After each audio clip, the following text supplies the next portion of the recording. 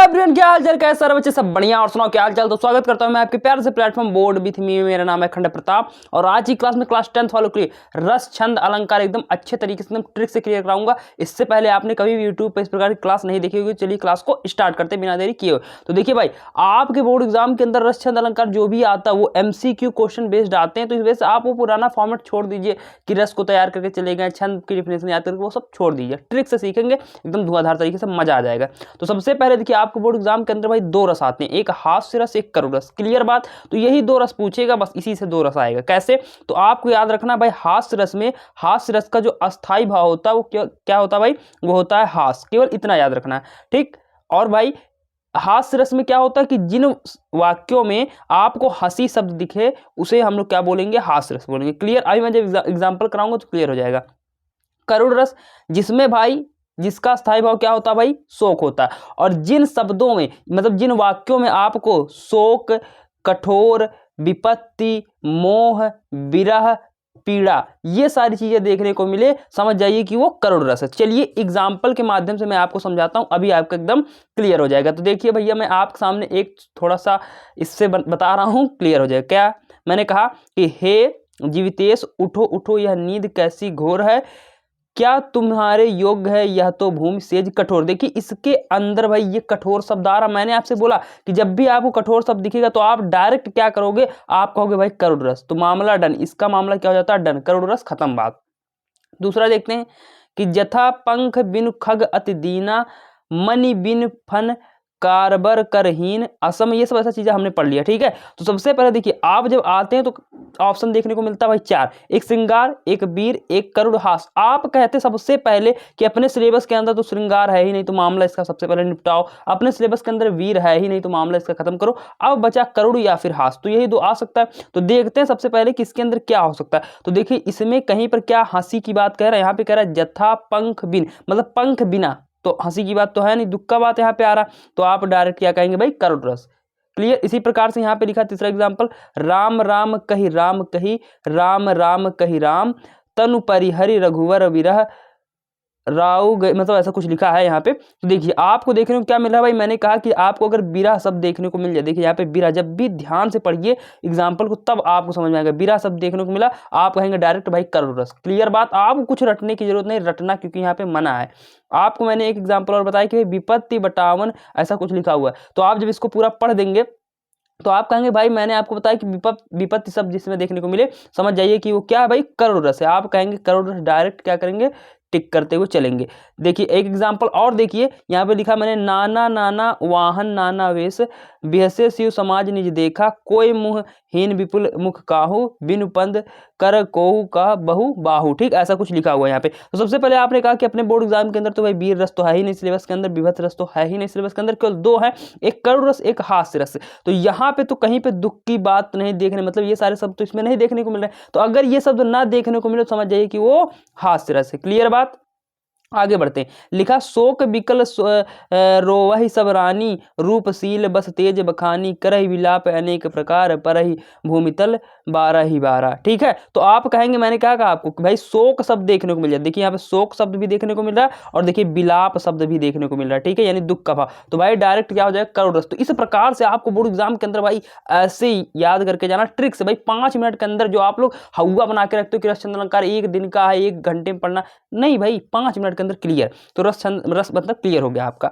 अब बात करेंगे छंद की। छंद बाबू एकदम अच्छे तरीके से क्लियर करूंगा, एकदम धुआं धुआं कर दूंगा। जैसे देखिए छंद आपके बोर्ड एग्जाम के अंदर दो ही आते हैं भाई, एक सोरठा, एक रोला। क्लियर बात। अब आपको केवल ध्यान में रखना है कि भाई सोरठा जो होता है वो भाई 2 लाइन में आएगा। आपके बोर्ड एग्जाम के अंदर सोरठा जो होता है भाई, सोरठा का जो एग्जाम्पल होता है वो 2 लाइन का होता है। कितने लाइन का भाई होता है? 2 लाइन का। क्लियर मेरी बात। अब एक चीज और समझिए, सोरठा क्या है? अर्ध सम्मात्री छंद। आपके बोर्ड एग्जाम में पूछेगा कि अर्ध सम्मात्री छंद होता है तो आप बोलेंगे सोरठा। सोरठा के अंदर भाई 4 चरण होते। कितने चरण भाई? 4 चरण होते। कितने चरण? 1 2 3 4, ऐसे 4 चरण होते। क्लियर मेरी बात।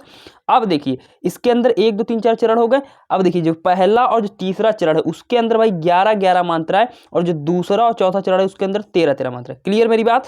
पहला और तीसरे चरण के अंदर 11 11 मात्रा है और दूसरे और चौथे चरण के अंदर 13 13 मात्राएं होती हैं। अगर बोर्ड एग्जाम के आपको नहीं समझ में आएगी तो ऐसे भाई 4 लाइन खींचना और बनाना 1 2 3 और 4, कहना भाई पहले और तीसरे के अंदर 11 11 खत्म और दूसरे और चौथे के अंदर भाई 13 13, बात खत्म। इसी प्रकार समझ लेना। तो यही क्वेश्चन ऐसे पूछेगा आपसे। आगे बात करते हैं रोला।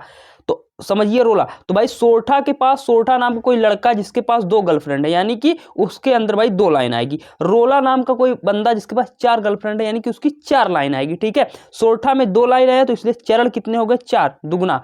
रोला में 4 लाइन आया तो इसलिए चरण कितने हो जाएंगे? 8। ठीक है, दुगना कर देंगे तो 8 चरण हो जाएंगे। और देखिए ये क्या होता है? रोला सममात्रिक छंद होता है। रोला के अंदर भाई 24 मात्राएं होती हैं। यहाँ पे 11 11 13 13 मात्रा देखने को मिल रही है, यहाँ पे 24 मात्राएं देखने को मिलती हैं। और 11 व 13 मात्राओं पे यति होता है। ठीक है, 11 व 13 मात्राओं पे क्या होता है? यति का मतलब विराम चिन्ह होता है। ठीक, क्लियर मेरी बात? तो छंद आपको क्लियर हो गया। अब मैं चलिए एग्जाम्पल के माध्यम से आपको छंद जो एकदम अच्छे तरीके से क्लियर कराऊंगा। ये रहा आपके सामने भाई कुछ क्वेश्चन समझते हैं आपको एकदम अच्छे से क्लियर आएगा। मैंने कहा कुछ पढ़ने की जरूरत नहीं। आपने देखा भाई 1 लाइन 2 लाइन, 2 लाइन के अंदर है एग्जाम्पल, खत्म, सोरठा, बात खत्म, मामला डन भाई, पढ़ने की जरूरत ही नहीं, रटना मना है।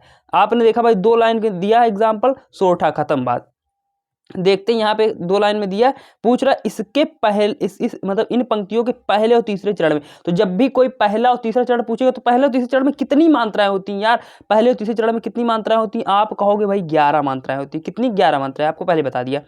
फिर देखिए यहाँ पे कह रहा है भाई दूसरे और चौथे चरण में कितनी मात्रा है? तो आप कहोगे भाई 13 13 मात्रा है, खत्म, बात। ठीक है, और कुछ देखना ही नहीं। यहाँ पे देखिए 1 line 2 line 3 line 4 line, 4 line पूछा, रोला, बात खत्म। पढ़ना नहीं पड़ेगा भाई, 5 मिनट के अंदर खत्म। 1 लाइन 2 लाइन 3 लाइन 4 लाइन, गिना भाई, बोल दिया क्या? रोला, खत्म, बात। आपने कहा भाई 1 लाइन 2 लाइन 3 लाइन 4 लाइन, खत्म। पूछ रहा इन पंक्तियों के प्रत्येक चरण में कितनी मात्रा है? आपने कहा 4 लाइन है तो बोलो क्या होगा? आप कहोगे रोला। रोला के अंदर बताओ कितनी मात्रा है? आप कहोगे भाई 24, खत्म। पढ़ना नहीं है कुछ। आगे देखेंगे भाई क्या 2 लाइन यहाँ पे देखिए, यहाँ पे दे दिया भाई क्या, यहाँ पे देखिए 2 लाइन दिया है, कुछ अपवाद भी देता है। ठीक है, तो इसको भाई काट दो, ऐसा नहीं आएगा बोर्ड एग्जाम के अंदर आपका, यहीं से आपके क्वेश्चन बनेंगे। चलिए बात करते हैं भाई अगले टॉपिक पे आते हैं। रस क्लियर हो गया, छंद क्लियर हो गया। अब बात करूंगा अलंकार की। अलंकार आपके भाई 3 पूछे जाते हैं 10वीं क्लास के अंदर, कुछ ज्यादा पढ़ना नहीं। तो सबसे पहले उपमा, रूपक, उत्प्रेक्षा, अलंकार जान गए। अब देखिए उपमा अगर पूछता है तो सबसे पहले भाई उसमें समानता आपको देखने को मिलेगी, मतलब कभी ना कभी किसी की वो समानता की बात करेगा। बस आपको एक शब्द याद रखना कि समानता की बात।